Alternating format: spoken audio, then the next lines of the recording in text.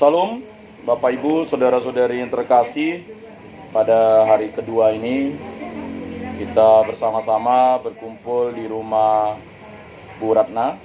Terima kasih untuk kehadiran saudara-saudari, Bapak Ibu sekalian, kerabat dan letolan. Mari kita berdoa bersama agar jiwa Bernardus diterima dalam kerajaan Tuhan dan segala dosanya diampuni. Begitu juga untuk kerabat dan letolan, untuk Pak Antonius Anen yang sudah beberapa tahun yang lalu dipanggil Tuhan, semoga diampuni dosa-dosanya. Dan untuk warga lingkungan Santo Rupinus, tiada terasa satu persatu sudah meninggalkan kita di bulan Desember ini. Kemudian sekali lagi untuk tanggal 21 ada misa 1 tahun Ibu Adriana Petra jam 6:30. Saya dipesankan oleh kakek Arthur untuk mengingatkan kembali. Jadi Pastor Jensi yang akan memimpin misa 6:30 di rumah kakek Arthur atau Bapak Antonius Lekang. Mari kita memulai ibadat pada malam hari ini dengan lagu pembukaan. Sebelum kita mulai buka dengan lagu, saya kecil saya juga kita semua mesti kita berucap, kita mendoakan juga tante dari Pak Jokowi sendiri meninggal. Jangan lupa ya, sebelum saya baik, terima kasih. Pak Jokowi juga sampaikan juga depan doa beliau juga. Kita buka nomor 2 02.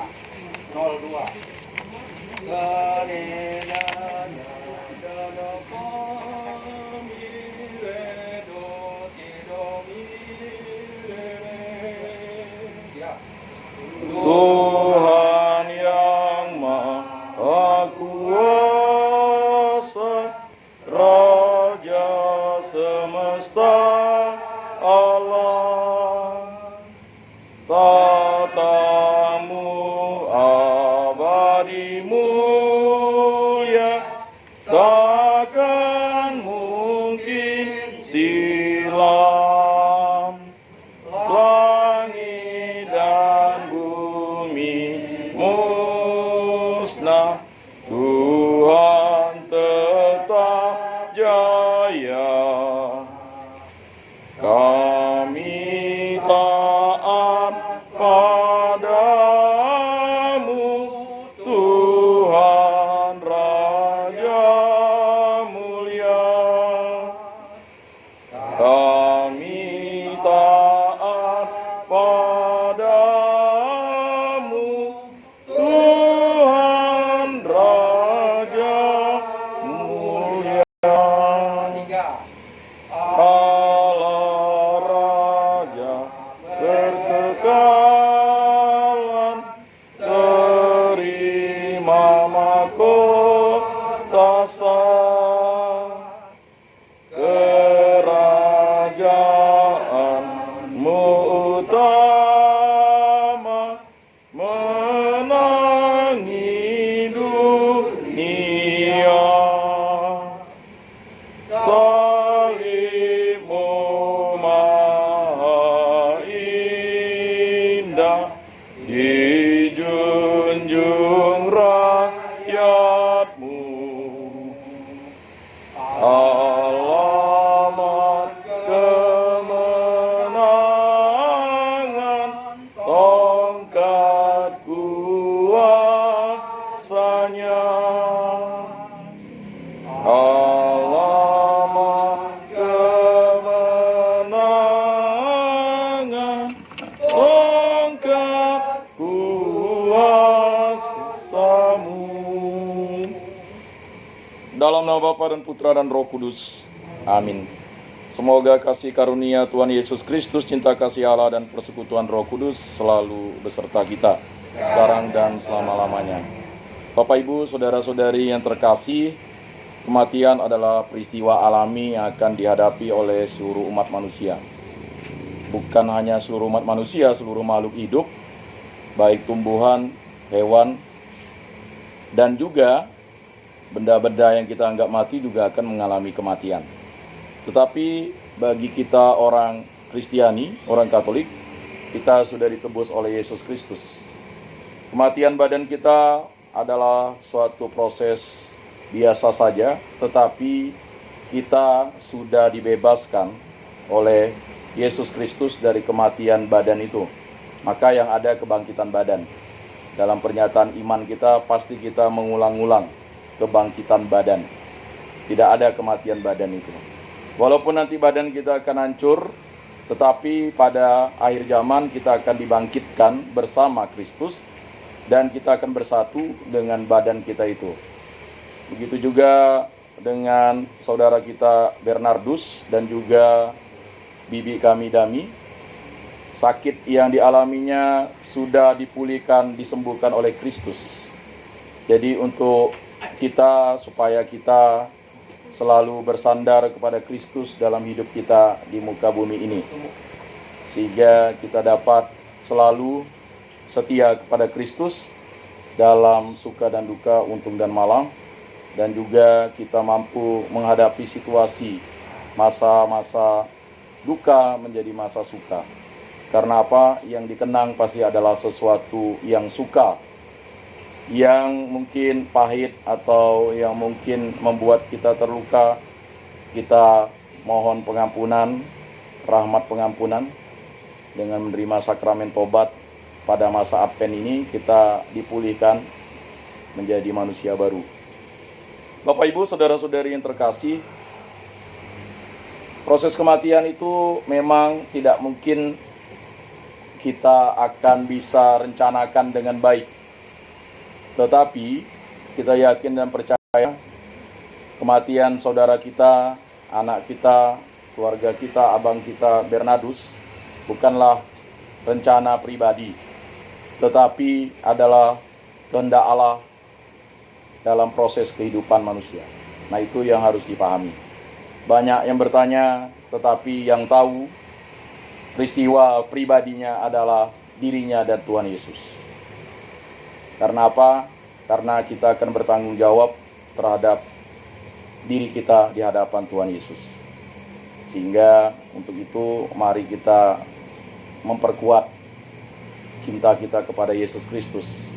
Terutama pada masa Minggu Advent keempat ini, setelah kita tahu bahwa kehidupan manusia itu tidak bisa ditebak. Bapak Ibu, saudara-saudari yang terkasih, marilah kita bersama-sama mengakui segala dosa dan kekurangan kita dalam terang sabda Tuhan. Saya mengaku kepada Allah yang Maha Kuasa dan kepada saudara sekalian bahwa saya telah berdosa dengan pikiran dan perkataan, dengan perbuatan dan kelalaian. Saya berdosa, saya sungguh berdosa. Oleh sebab itu saya mohon kepada Santa Perawan Maria, kepada para malaikat dan orang kudus, dan kepada saudara sekalian, supaya mendoakan saya pada Allah Tuhan kita. Semoga Allah memandang dan memperhatikan kita. Semoga Ia menunjukkan kerelaan hatinya, serta memberikan pengampunan dosa dan damai sejahtera kepada kita. Amin. Tuhan kasihanilah kami, Tuhan kasihanilah kami, Kristus kasihanilah kami, Kristus kasihanilah kami, Tuhan kasihanilah kami, Tuhan kasihanilah kami. Marilah kita berdoa. Allah Tritunggal yang Maha Kudus, pada malam hari ini kami berdoa bagi saudara kami Bernardus dan juga bibi kami Dami yang telah Engkau panggil, terutama Bernardus kemarin dan juga di Dami 3 hari yang lalu. Proses kematian adalah sesuatu sukacita bagi kami semua, walaupun dalam perasaan manusia adalah duka cita. Kuatkanlah ibundanya, kuatkanlah adik-adiknya, saudara-saudarinya, dan juga kami warga lingkungan Satu Rupinus, dan juga umatmu yang hadir di tempat ini, agar kami selalu bersatu padu, hidup rukun, damai, dan sejahtera. Dalam proses yang kami alami ini, semua kami akan alami.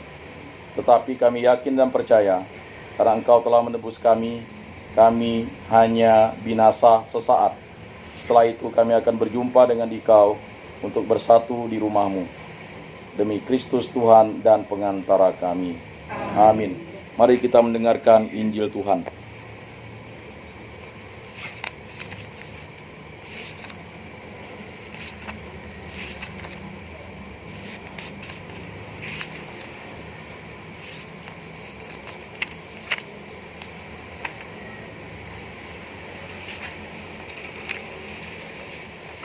Inilah Injil suci menurut Matius. Dimuliakanlah Tuhan. Kelahiran Yesus Kristus adalah sebagai berikut. Pada waktu Maria, ibu Yesus, bertunangan dengan Yusuf, ternyata Maria mengandung dari Roh Kudus. Sebelum mereka hidup sebagai suami istri.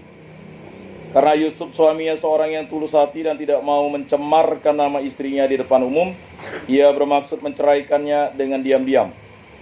Tetapi ketika Yusuf mempertimbangkan maksud itu, malaikat Tuhan tampak kepadanya dalam mimpi dan berkata, "Yusuf, anak Daud, janganlah engkau takut mengambil Maria sebagai istrimu. Sebab anak yang di dalam kandungannya adalah dari Roh Kudus. Maria akan melahirkan anak laki-laki dan engkau akan menamai dia Yesus. Karena dialah yang akan menyelamatkan umatnya dari dosa-dosa mereka." Hal itu terjadi supaya digenapi yang difirmankan Tuhan melalui nabi. "Sesungguhnya anak darah itu akan mengandung dan melahirkan seorang anak laki-laki, dan mereka akan menamai dia Immanuel, yang berarti Allah menyertai kita." Sesudah bangun dari tidurnya, Yusuf berbuat seperti yang diperintahkan malaikat Tuhan itu kepadanya. Ia mengambil Maria sebagai istrinya. Demikianlah sabda Tuhan. Terpujilah Kristus. Kita menyanyikan lagu nomor 237.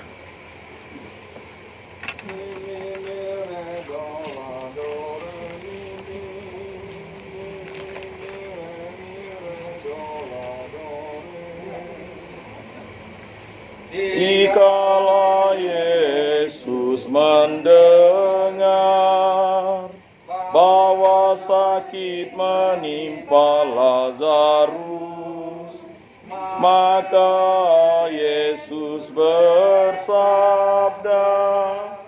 "Dia tak akan binasa, Dia kubangkitkan, Dia kubangkitkan, Dia kubangkitkan di akhir zaman.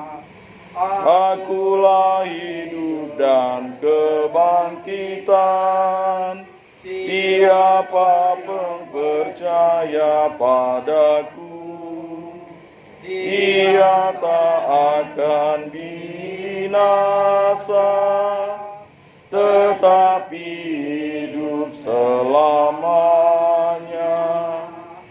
Dia kubangkitkan, Dia kubangkitkan, Dia kubangkitkan di akhir zaman.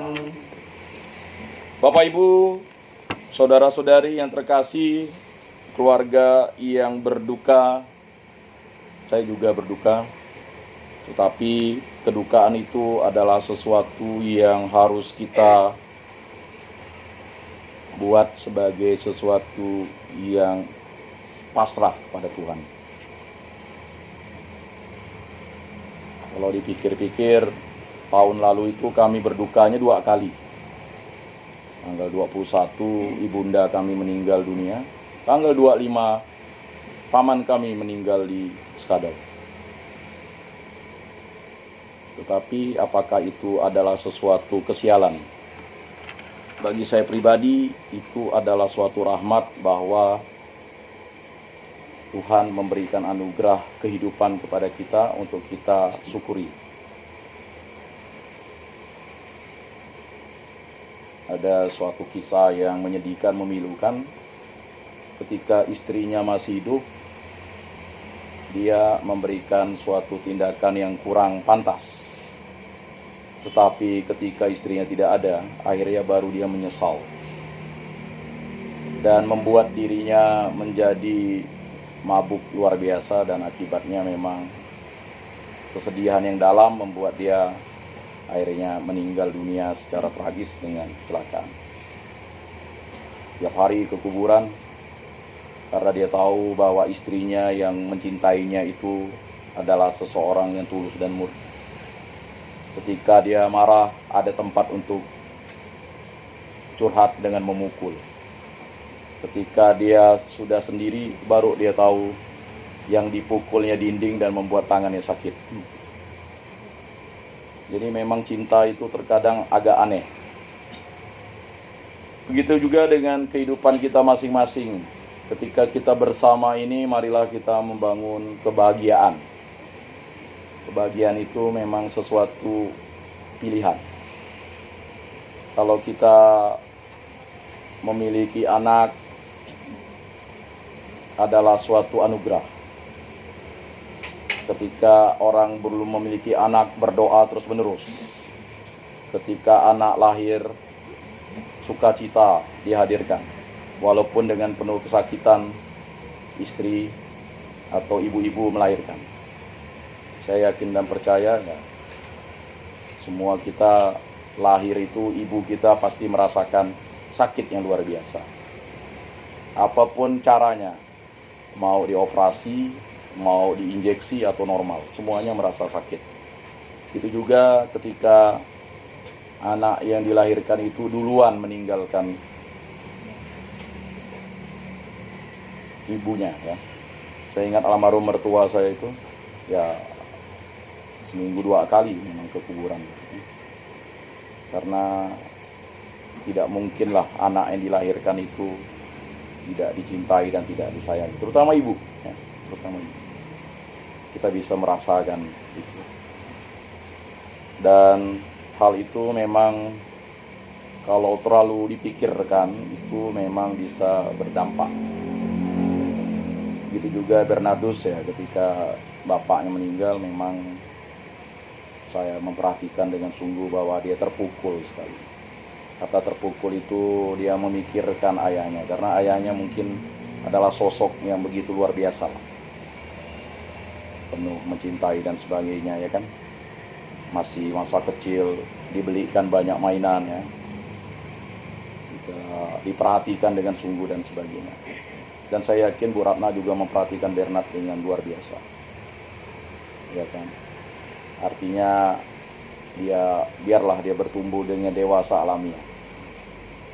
Tetapi perjalanan hidup manusia tidaklah bisa seperti yang kita rencanakan. Terkadang apa yang kita rencanakan itu bukanlah sesuatu yang terbaik untuk diri kita, dan juga bukan terbaik untuk orang yang kita cintai. Tetapi ketika dia sudah tidak ada, baru kita rasakan bahwa kenangan itu adalah kenangan yang manis. Sama seperti Yesus Kristus menyelamatkan umatnya, melegakan jiwanya.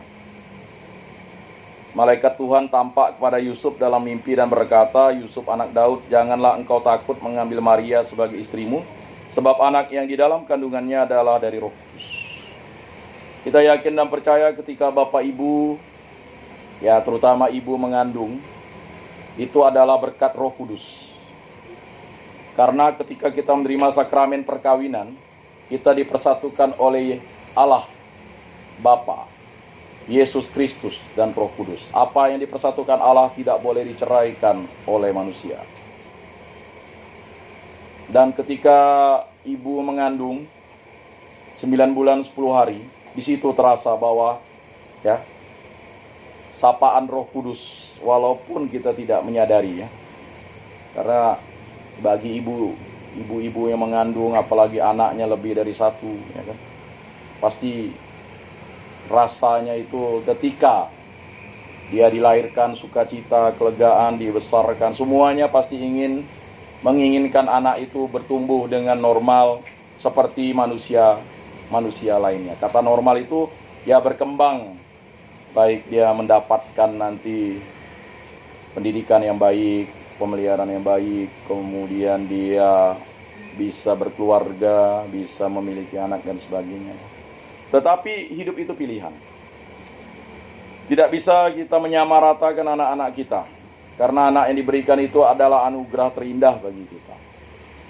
Dan itu harus menjadi peringatan yang seksama bagi kita, bahwa anak yang dianugerahkan itu adalah sesuatu tanda rahmat, cinta kasih, buah cinta kita bersama suami atau istri kita.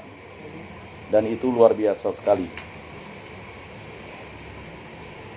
Ia akan melahirkan anak laki-laki dan engkau akan menamainya atau menamakan dia Yesus, karena dialah yang akan menyelamatkan umatnya dari dosa mereka. Saat Yusuf hendak menjauhkan dirinya dari sekedar mimpi, melainkan sebuah mimpi yang powerful, ya. Yusuf hendak menjauhkan dirinya dari Maria, dalam arti meninggalkan dia, dan mimpi tersebut datang. Bukan sekedar mimpi, melainkan sebuah mimpi yang powerful, mimpi yang membawa pesan. Yusuf patuh pada pesan tersebut meskipun hanya melalui mimpi saja. Hal itu diterimanya. Jadi terkadang nanti mungkin ada perasaan, ya, ingin berjumpa dengan orang yang kita cintai itu dalam mimpi, ya kan, dalam mimpi. Dan nanti itu dirasakan memang, ya. Dan kehadiran orang yang kita cintai dalam mimpi itu, kalau dia sudah meninggal dunia, itu sangat membahagiakan. Betul ya? Ya, saya ingat dulu saya bermimpi ketemu kakek saya, ya. Oh, kakek saya ini tidak pernah saya mimpikan, ya kan? Akhirnya saya mimpi lihat dia itu, ya, dengan nenek itu, rumahnya bagus, bertani, ya itu mungkin fata morgana ya dalam mimpi, ya. Sekian belas tahun baru. Begitu juga nenek saya dimimpikan adik saya. Lalu adik saya bertanya, kok makan nasi goreng? Nasi goreng ini pun dari abangmu, katanya. Saya bilang, inilah, kalian ini tidur tinggal tidur, doakan nenek enggak gitu. Ini powerfulnya doa. Tadi di sebelah satu itu tuh kan dari lingkungan Santo Leonardus, ya.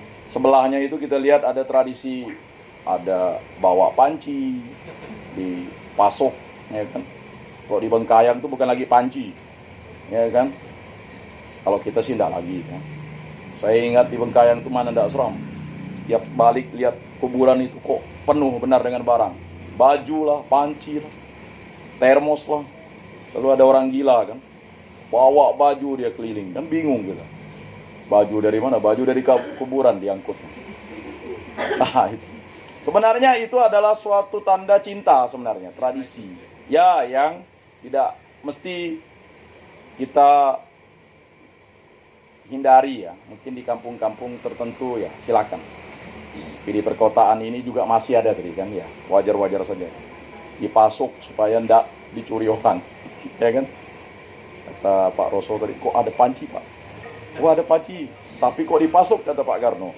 Ya kan? Nah, itulah. Nanti di sana tidak bisa masak juga lah, katanya. Kalau orang Tionghoa itu kan dia pakai ya, dibakar kan. Orang Dayak ini dipasok, aneh juga kan. Bagaimana dia bisa masak? Ini.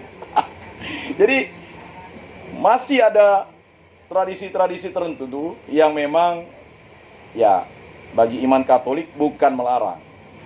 Iman Katolik itu tidak pernah melarang orang untuk melakukan tradisi yang, ya, tidak mengurangi iman.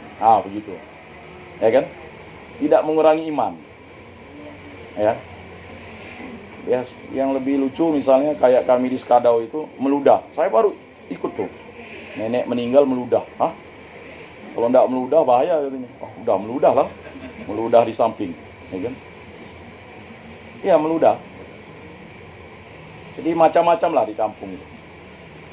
Ya.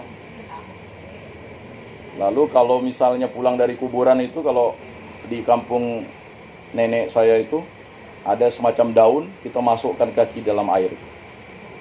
Nah, kalau kita di kota ini, ketika kita sudah disembur air kudus, ya sudah suci, tidak ada masalah. Ya, macam-macam lah, ya. Nah, di situ. Jadi Bapak Ibu, saudara-saudari yang terkasih, ya, mimpi yang powerful, mimpi yang membawa pesan. Yusuf patuh pada pesan tersebut meskipun hanya dengan persoalannya karena keraguannya teratasi dan persoalannya terjawab.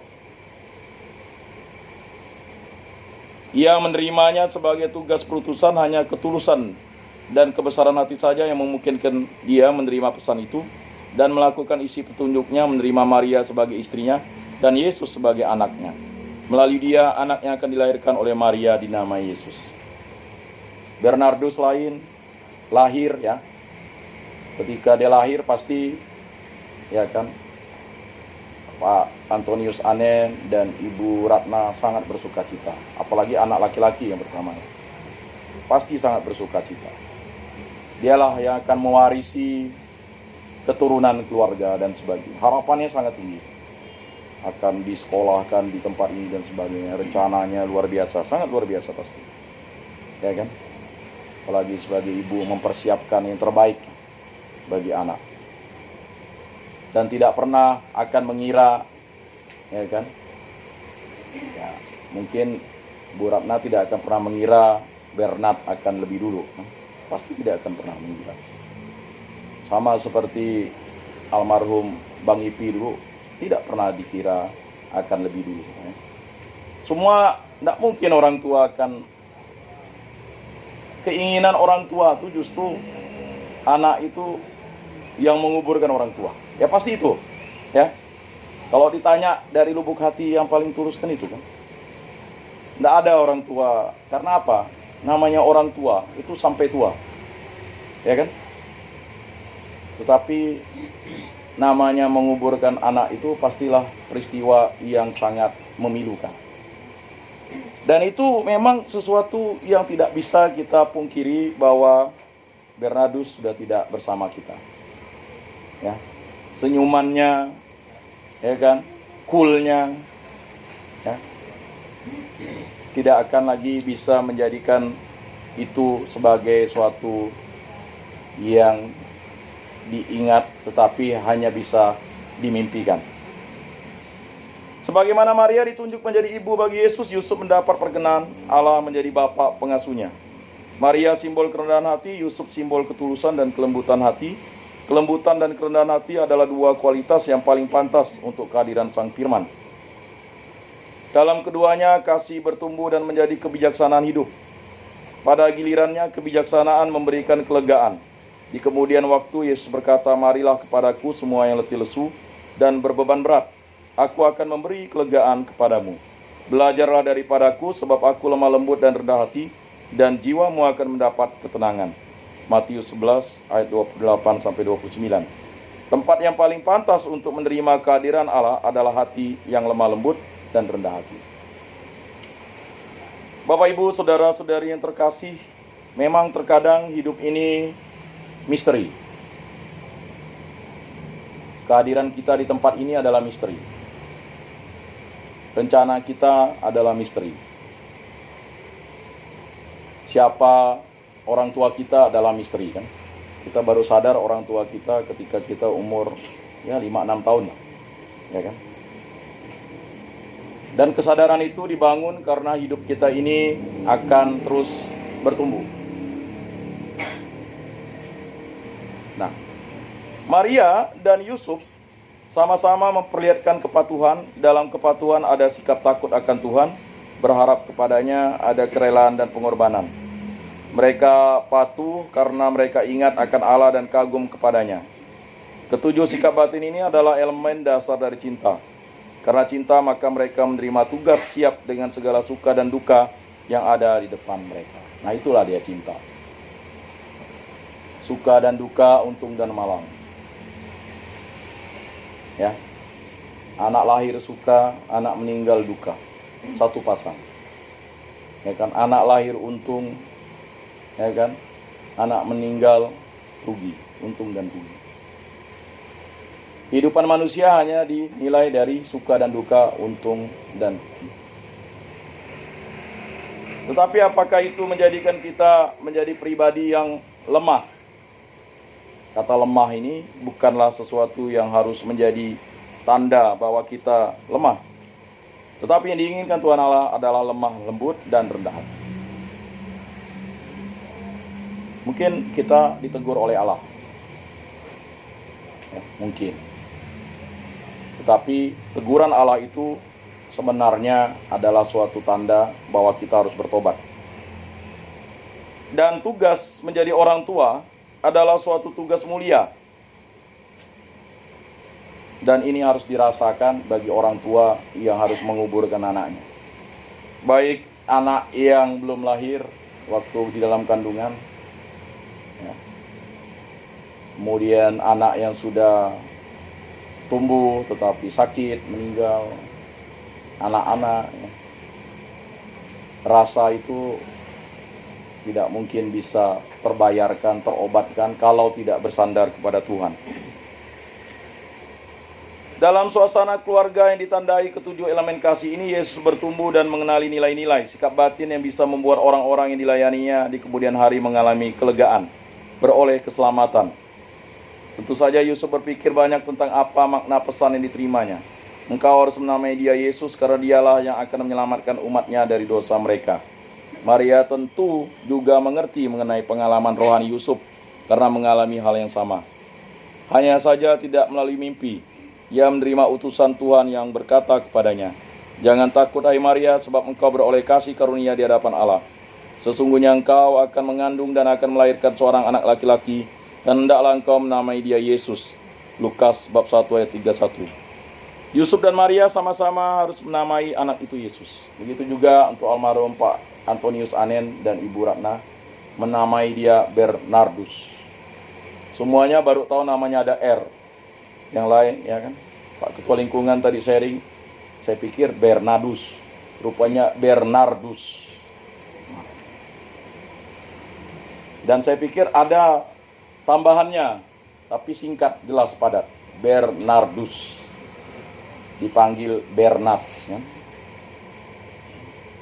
Jadi kadang namanya panjang-panjang tapi dipanggil lain. Ya kan? Kadang kita baru tahu nama lengkap orang, lahir kapan, wafat kapan, ketika dia meninggal. Baru kita cap. Oh, dia lahir tahun 83, April lagi. Kan begitu. Ya kan? Tiada terasa sudah 40 tahun. Kan begitu. Ya kan? Pasti semua, ya kan? Pikirnya Bernardus ini lahirnya ya sekitar tahun, ya 85 ke 86. Dugaan saya sebenarnya. Rupanya 83. Ya kan? Ya enggak jauh lah. Ya kan? Semuanya pasti berpikir begitu. Barulah tahu, barulah care bahwa dia lahir. Oh, dia ulang tahun di bulan April, kan begitu. Ya kan? Nah, ini memang kepedulian kita terhadap satu sama lain, bahkan kepedulian terhadap anak kita itu mungkin kurang. Jangan-jangan kita sudah lupa kapan dia lahir karena saking sibuknya, ya kan? Kita lupa, ya kan? Merayakan ulang tahunnya. Oh, udah tua ngapain? Nah, ini kenangan-kenangan ini jangan sampai dia masih hidup, ya. Kata orang bijak itu, ciumlah dia di waktu hangat. Ya, maka biasakanlah kita mencium pipi, minimal tangan lah. Enak.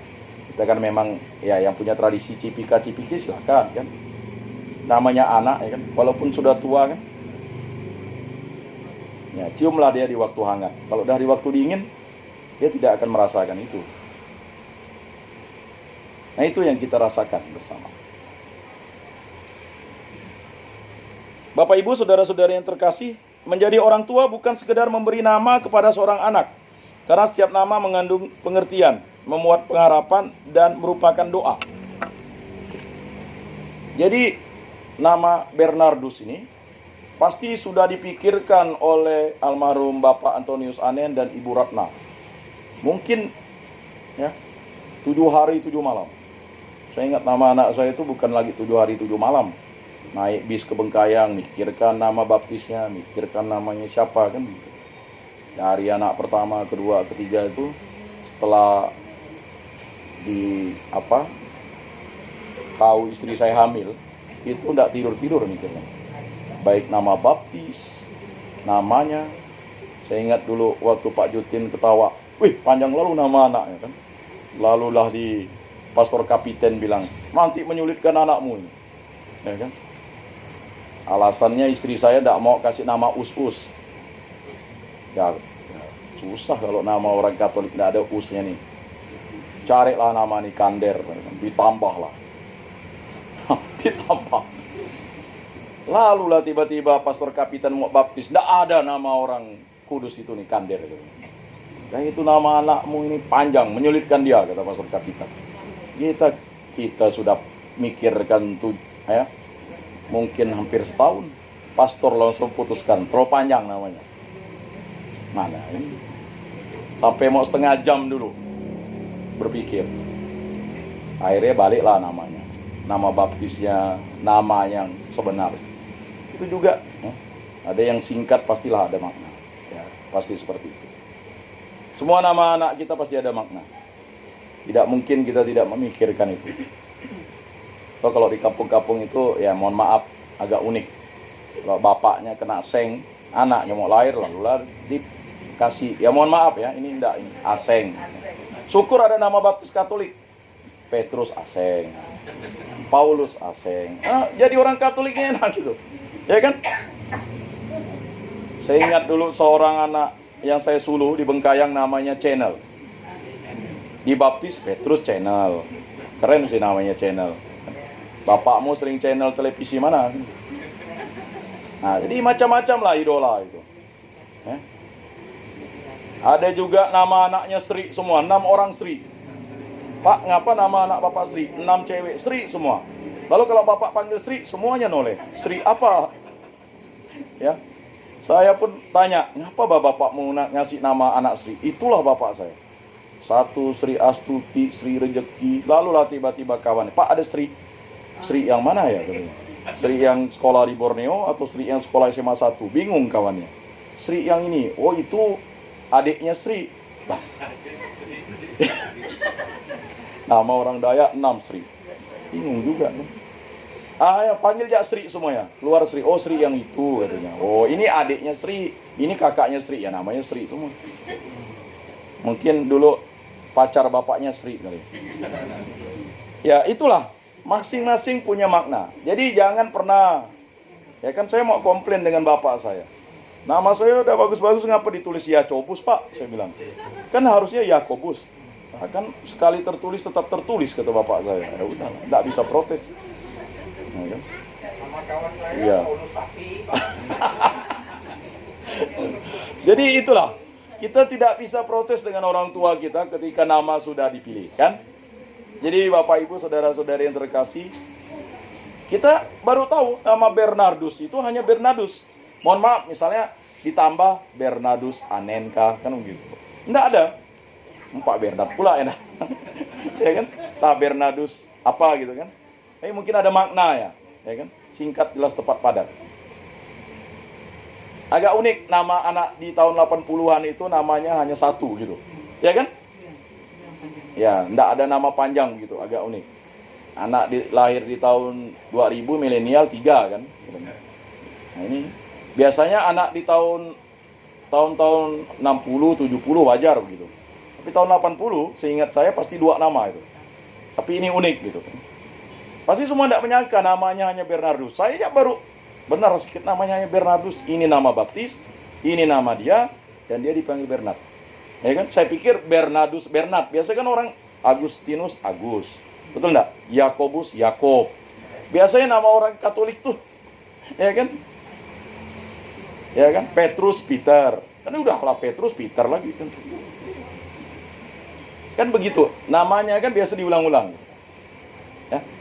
Tapi itulah keunikan dari saudara kita Bernard ini kan begitu. Dan ini baru kita tahu dan kita sadar dan baru kita perhatikan setelah dia meninggal dunia kan.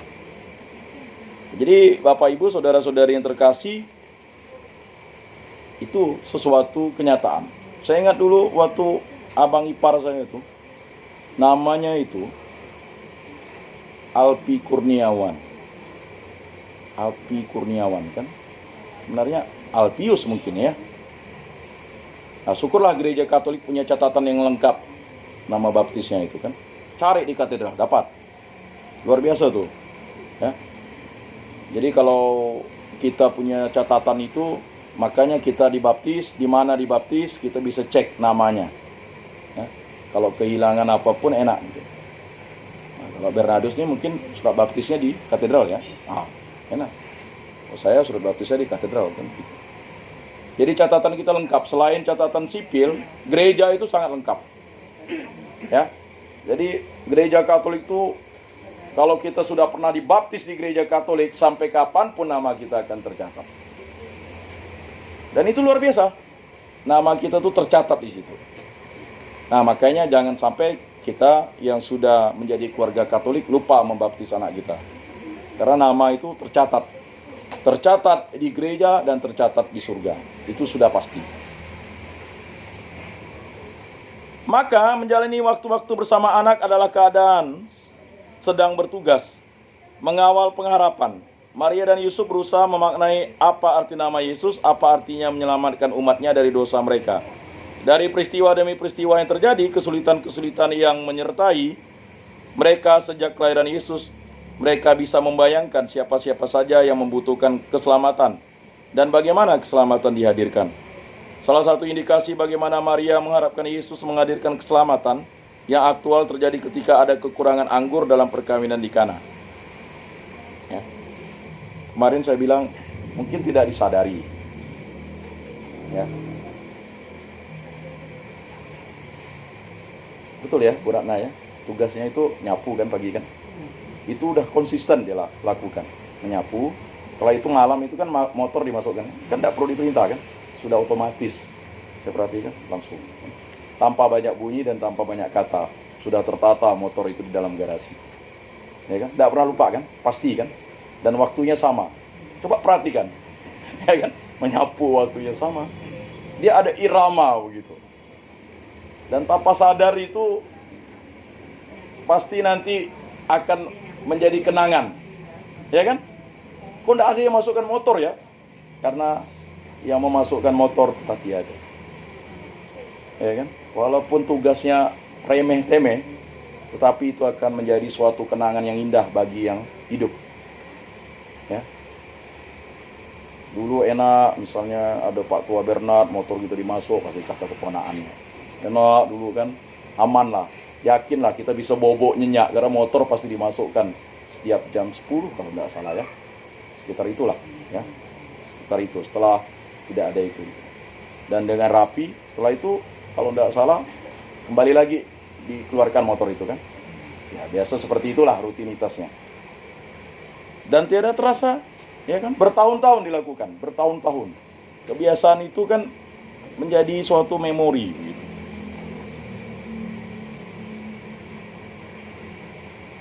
Kemudian dari berita Injil kita mendapatkan berita bagaimana Yesus menyembuhkan yang sakit, memberi pencerahan kepada yang mengalami kebimbangan, membangkitkan orang mati, mengampuni yang bertobat, membuat mereka yang lumpuh berjalan, yang bisu berbicara, yang tuli mendengar, dan menganugerahi kelegaan kepada mereka yang beriman, mengembalikan keutuhan kemanusiaan kepada yang mengalami kerasukan. Menyelamatkan artinya melegakan. Kita mengetahui kelegaan batin bermula dari kelembutan dan kerendahan hati. Keduanya memunculkan kebijaksanaan yang menuntun kepada right judgment. Ya. Mungkin kalau saya sih tidak menafsir ya, hanya memperkirakan. Tadi kami diskusi kan. Saudara Bernard ini kan, dia sudah berpikir umurnya 40, tidak ada pendamping hidup. Dia berpikir ayahnya sudah meninggal kan. Masih ada mama. Kalau mama saya yang dulu, nanti siapa yang ngurus saya? Nah ini sampai ke sana kita analisa. Tidak makan dia 9 hari itu kan bukan karena dia tidak ingin makan, tapi mungkin ada penyakit yang memang sudah lama, ya kan? Tetapi dia tidak ingin berbicara penyakitnya. Itu harus dipikirkan. Ya. Anda berbicara komunikasi dengan seseorang yang sudah melewati fase dewasa 25 tahun ke atas itu sulit. Ditanya, dia tidak akan mau ngomong karena dia sudah terbentuk, ya kan? Ini disebut dengan mental block namanya, mental block. Ya. Kayak saya misalnya, kalau saya disuruh gosok gigi sama istri saya, pasti ribut pasti. Ya ribut. Karena apa? Karena seakan-akan saya ini anak kecil begitu. Ya kan? Padahal itu untuk kebaikan saya kan begitu. Karena kalau udah menyuruh orang umur 25, 30 itu berat. Ya, percaya kalau silakan lah ya. Kalau kita menyuruh merubah sesuatu itu tidak mudah. Ya. Kalau dengan cara yang tidak masuk akal, apalagi laki-laki. Laki-laki ini kan egonya tinggi. Ya.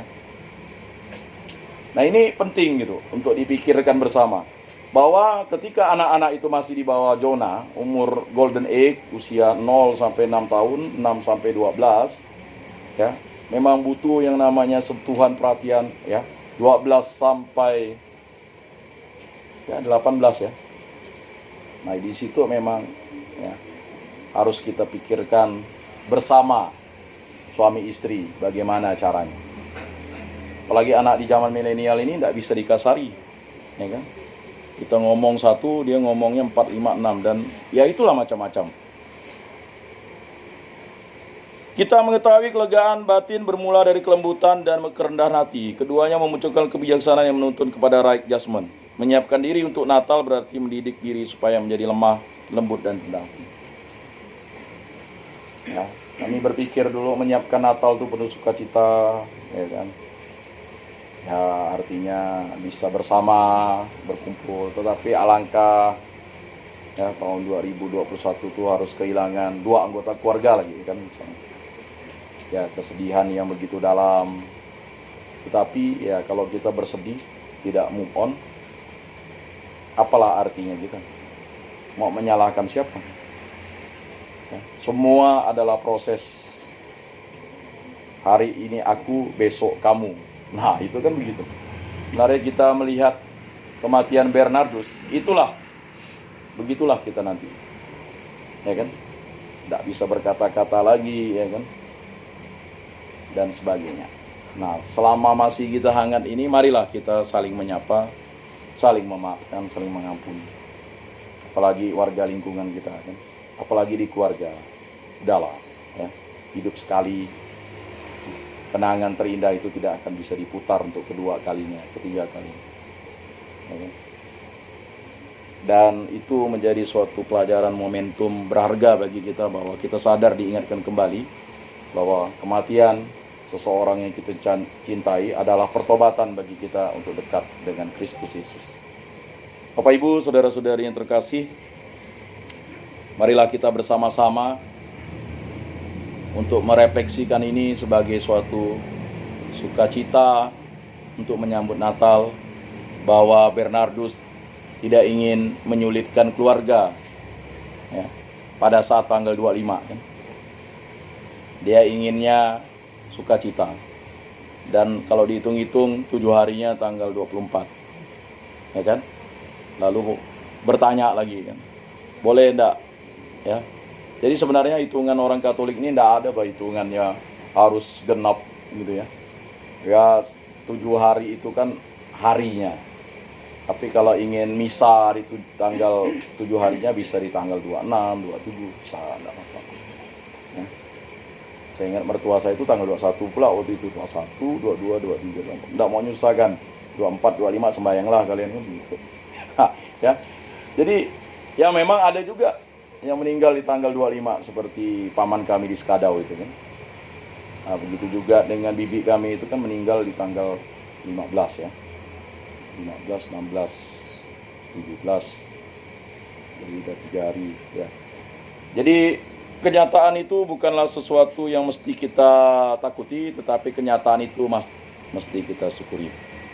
Marilah kita mengakui iman kepercayaan kita Aku percaya akan Allah, Bapa yang Maha Kuasa, pencipta langit dan bumi, dan akan Yesus Kristus, putranya yang tunggal Tuhan kita, yang dikandung dari Roh Kudus, dilahirkan oleh perawan Maria, yang menderita sengsara dalam pemerintahan Pontius Pilatus, disalibkan, wafat, dan dimakamkan, yang turun ke tempat penantian pada hari ketiga, bangkit dari antara orang mati, yang naik ke surga, duduk di sebelah kanan Allah Bapa yang Maha Kuasa. Dari situ ia akan datang orang yang hidup dan mati. Aku percayakan Roh Kudus, Gereja Katolik yang kudus, persekutuan para kudus, pengampunan dosa, kebangkitan badan, kehidupan kekal. Amin. Marilah kita menyampaikan doa-doa permohonan kita. Bagi Saudara Bernardus, ya Allah Tritunggal yang Maha Kudus, Engkau tahu imannya yang Engkau berikan melalui perantaraan orang tuanya yang telah memberikan segala kemampuan. Engkau tahu jeripaya orang tuanya untuk membesarkannya sampai usia 39 tahun. Engkau tahu segala kelemahannya. Engkau tahu segala hal-hal yang dibuatnya. Ampunilah dosa-dosanya dan terimalah dia di dalam kerajaan-Mu. Kami mohon, kabulkanlah doa kami ya Tuhan. Kami juga berdoa bagi Ibu Dami yang Engkau telah panggil 3 hari yang lalu. Ampunilah dosa-dosanya dan terimalah dia di dalam kerajaan-Mu. Kami mohon, kabulkanlah doa kami ya Tuhan. Kami berdoa bagi almarhum Bapak Antonius Anen yang Engkau panggil beberapa tahun yang lalu, dan sekarang sudah bersama dengan Bernardus. Ampunilah dosa-dosanya dan terimalah dia di dalam kerajaan-Mu. Kami mohon, kabulkanlah doa kami ya Tuhan. Bagi sanak kerabat Andetolan, warga lingkungan Santo Rupinus, kerabat Andetolan kami dimanapun berada, yang meninggal akan iman Yesus Kristus dan setia kepada Yesus Kristus sampai akhir hidupnya. Ampunilah dosa-dosa mereka dan terimalah dia di dalam kerajaan-Mu. Kami mohon, kabulkanlah doa kami ya Tuhan. Bagi Bu Ratna dan keluarga besar, berilah ketabahan, kekuatan, cinta kasih, agar selalu setia kepada Kristus Yesus dalam suka dan duka, untung dan malang. Kami mohon, kabulkanlah doa kami ya Tuhan. Mari kita sampaikan doa permohonan kita dalam hati kita masing-masing.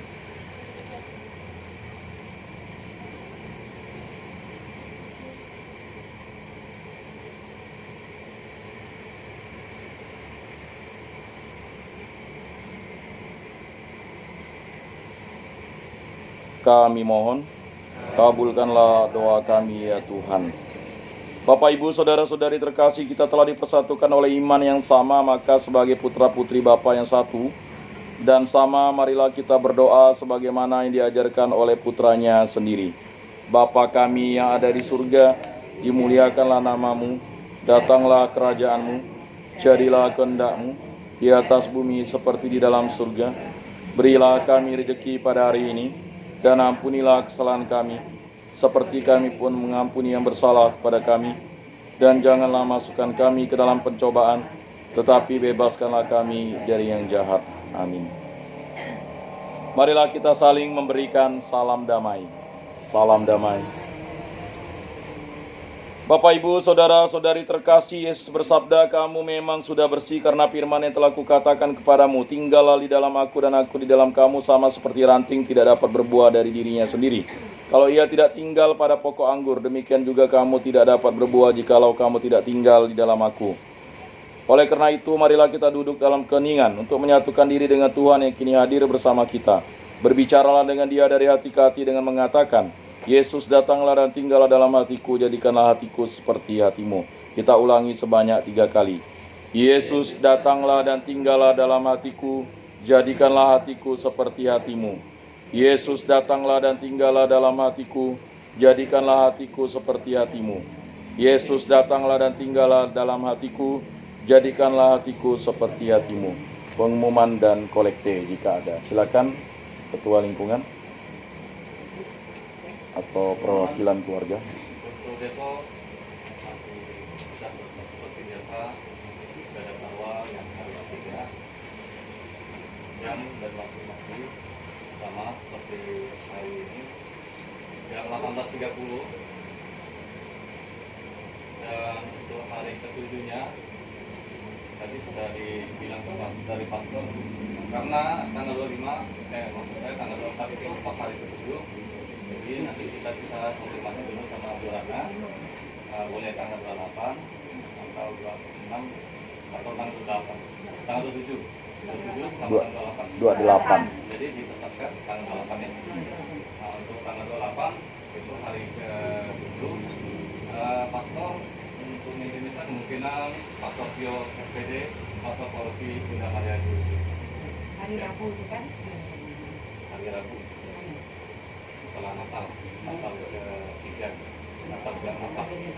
Sudah dihubungi pastor kan? Itu bisa dihubungi, nanti saya bisa hubungi pastor. Nah, semoga beliau sempat atau bisa, kalau tidak pun kita tetap panggil Pastor Donatus tadi lagi. Besok saran saya langsung bertanya pastornya, karena waktu itu udah lama. Aku pastor udah nerima segala bookingan naik, supaya kita pastikan tetap saya donatur, ya. Ya, pengumuman. Baik, terima kasih pengumuman tambahan tadi dari Ketua PMKRI Cabang Sungai Raya. Mulai besok ya. Silakan. Perkenalkan diri. Selamat malam semuanya. Kita keluarga besar Santo Pinus dan juga saya mengucapkan selamat merayakan keempat, selamat mengambil Natal. Nah, saya ketua PMKRI Cabang Sungai Raya, yaitu Perhimpunan Mahasiswa Katolik Indonesia, yang akan menyelenggarakan atau mengadakan kegiatan keliling antara mahasiswa ke rumah-rumah umat. Konsepnya itu kegiatannya itu datang ke rumah umat, terus nyanyi lagu Natal, kemudian doa di rumah tersebut, dan juga ada bimbingan karakter dari kami. Dan kegiatannya itu dimulai dari hari Selasa. Jadi untuk umat yang saya mau juga, umat yang bersedia nanti didata alamatnya, boleh kirim ke Bang Yan atau Pak Ketua izin Untuk berapa rumah? rumah mungkin sehari itu cuma 5 sampai 10. Oh, kegiatan hanya 1 hari ya? Nah, satu hari. Jadi tanggal Di hari Selasa tanggal 20. tanggal 20 ini ya? Nah, Iya, Selasa. Ini Selasa minggu depan ya? Nah, kegiatan ini adalah dalam rangka sukacita kita untuk menyambut Natal tahun ini. Mungkin demikian kata sambutan dari saya. Ketambahan tetap jaga kesehatan karena di bulan Natal mungkin banyak cobaan dan juga tantangan cuaca. Dan kesempatannya sekian dan terima kasih. Kembali ke Bang. Baik, demikianlah permohonan mereka. Bagi Bapak Ibu yang mau dikunjungi rumahnya, silakan ya, tidak dipaksa ya. Dan juga sekali lagi untuk terima kasih untuk anak-anak PMKRI Cabang Sungai Raya yang sudah memperkuat tim bola voli Santo Rupinus ya. Mereka sudah berusaha ya. Jadi sudah 2 kali bertanding, sekali kalah, sekali menang, dan akan bertanding di tanggal 6 Januari.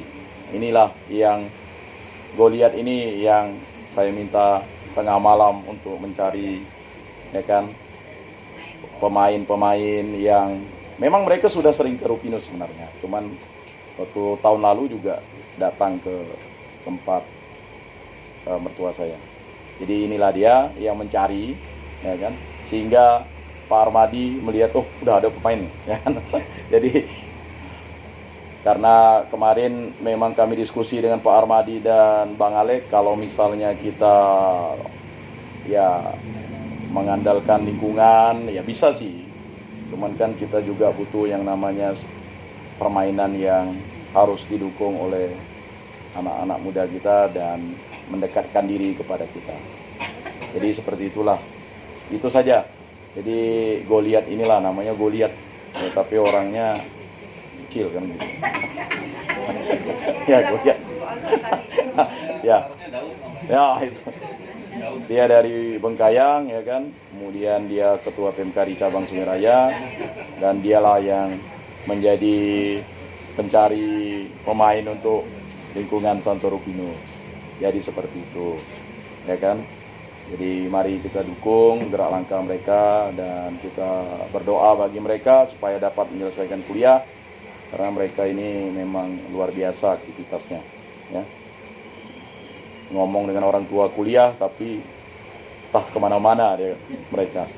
Jadi baik, itu saja. Terima kasih sekali lagi bagi Bapak Ibu, sanak saudara, kerabat dan detolan ya Bu ya, atas nama keluarga. Mungkin ada yang ingin menyampaikan lagi atas nama keluarga. Silakan Pak. Ya. Baik, selamat malam. Selamat malam. Pertama-tama kami selaku keluarga besar Ibu Ratna mengucapkan terima kasih kepada Bapak Kodiakon, Bapak Yakobus, yang dimana pada saat ini memimpin ibadah pada malam hari ini. Renungannya ya sangat menyentuh. Terima kasih juga kepada Bapak Ahmadi selaku Ketua Lingkungan, Pak Sesepuh, dan seluruh umat di stasi Lingkungan maaf ya, di lingkungan Santo Rufus. Santo Rufus ini. Jadi terima kasih atas waktu yang telah diberikan untuk mendoakan keponakan kami Bernardus ini. Dan selaku keluarga kami juga mohon maaf jika dalam setiap pelayanan ada kekurangan, jadi kami mohon dimaafkan. Dan harapan kami ya juga selalu mohon bimbingan dalam setiap ibadah. Ya, mudah-mudahan apa yang kami inginkan dalam mendoakan keponakan kali ini dia dapat diterima bersama para kudus di surga. Dan setelah ini kami juga ingin minta doanya, ada makanan yang kami siapkan yang mohon didoakan juga. Terima kasih. Baik, terima kasih Pak. Marilah kita berdoa. Doa penutup. Allah Tritunggal yang Maha Kudus, kami bersyukur kepadamu, kami dipertemukan di rumah Bu Ratna ini sebagai bentuk syukur kami atas berkat yang Engkau berikan kepada kami. Kelahiran, kematian adalah berkat bagi kami. Untung dan malang, suka dan duka adalah anugerah bagi kami. Karena Engkau telah menebus kami berkat Yesus Kristus. Karena jasa Yesus Kristus kami diangkat menjadi putra-putrimu. Kami menjadi Kenisa Roh Kudus. Kami menjadi murid-murid Kristus, menjadi ciptaan baru. Dan kami yakin dan percaya saudara kami Bernardus dan juga handetolan kerabat yang percaya kepada Yesus Kristus, beriman kepada Tuhan Allah, dan juga semua orang-orang yang meninggal dalam iman akan kepercayaan akan Yesus Kristus, Tuhan dan Juru Selamat kami, diselamatkan oleh Yesus karena Yesuslah Tuhan dan Juru Selamat kami. Berkatilah kami yang masih berziarah di muka bumi ini, agar kami menjadi saksi-saksi iman yang hidup untuk saling melayani, saling menguatkan, saling mengampuni. Terutama keluarga besar Bu Ratna, agar bersatu padu hidup rukun, damai dan sejahtera. Begitu juga kami di lingkungan Santo Rufus di Paroki Bunda Maria Jeruju. Dan kami, para umat-Mu, mohon anugerah berkat-Mu dalam masa Advent keempat ini. Kami akan menyongsong Natal, semoga dalam Natal ini kami dipenuhi oleh kasih Kristus.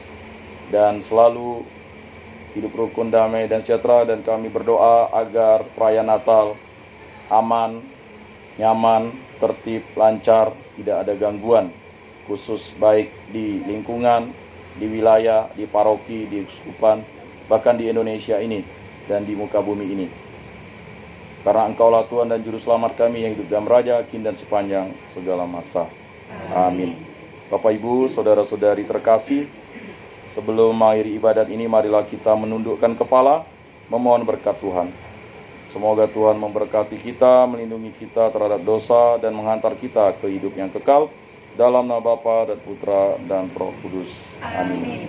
Bapak Ibu, saudara-saudari terkasih, ibadat sabda untuk hari kedua almarhum Bernardus ini sudah selesai. Marilah kita pergi menjadi saksi damai. Syukur kepada Allah. Lagu penutup 239.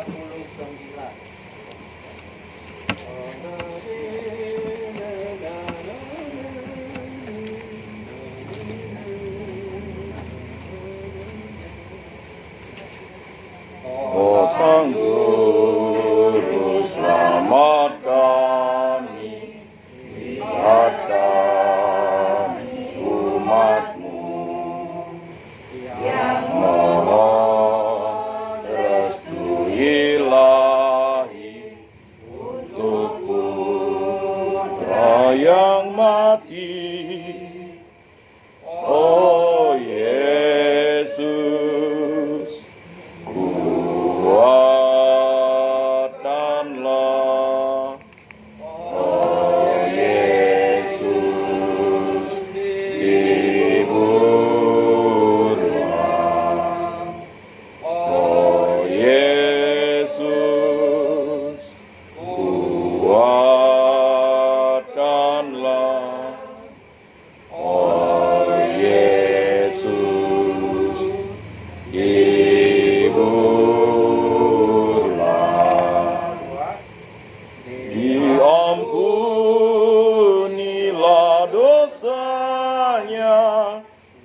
lupakanlah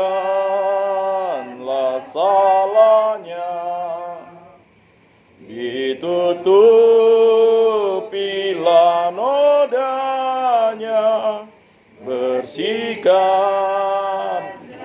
jiwanya.